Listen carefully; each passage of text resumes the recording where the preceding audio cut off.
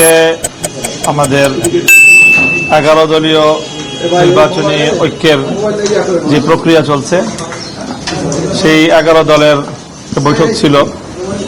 আমরা শীর্ষ বৈঠকের এই আয়োজনটা খুবই তাড়াহুড়ার মধ্যে এবং একটু ক্রিটিক্যাল সময়ে নির্ধারণ করতে হয়েছে। নেতৃবৃন্দ দেখা গিয়েছে অনেকেই সারা রাত এগুলো নিয়ে দৌড়ঝাঁপ করেছেন, আলোচনা করেছেন। তো রাতের গভীরে সিদ্ধান্তটা ফাইনাল করতে হয়েছে এবং সবাইকে সময় মতো অবহিত করা সম্ভব হয়নি। তো সেই হিসাবে এই জায়গাটা একটু গ্যাপ ছিল, সবাই সময় মতো উপস্থিত হতে পারেনি। এরপরও আমরা ম্যাক্সিমাম প্রায় 10টা দলই এখানে উপস্থিত হয়ে এই বৈঠকটা আমরা সম্পন্ন করেছি।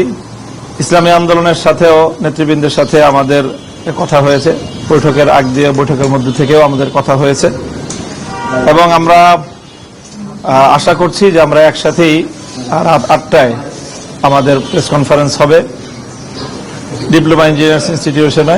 সেখানে ইনশাআল্লাহ আমরা আমাদের চূড়ান্ত বক্তব্য যেগুলো সব ঐক্যবদ্ধভাবে আমরা উপস্থাপন করতে পারবো বলে আশা করছি। ইসলামী আন্দোলনের ব্যাপারে আমাদের প্রত্যাশা যে ইনশাআল্লাহ আমরা যেভাবে একসাথে শুরু করেছিলাম আমরা একসাথেই সামনের দিকে অগ্রসর হতে পারবো, আমরা এখনো আশাবাদী ইনশাআল্লাহ। অফিসিয়ালি এখনো পরিপূর্ণ ফাইনাল করছি না, যেহেতু আমাদের রাত 8টার সময় আমাদের প্রেস কনফারেন্স আছে। আসন সংক্রান্ত যাবতীয় ডিটেলস আমরা সেই কনফারেন্সেই করব ইনশাআল্লাহ এবং সেখানে ইসলামী আন্দোলনকে অ্যাকোমোডেট করেই আমরা আমাদের চূড়ান্ত তালিকা আমরা প্রকাশ করতে পারবো বলে আমরা আশা করছি।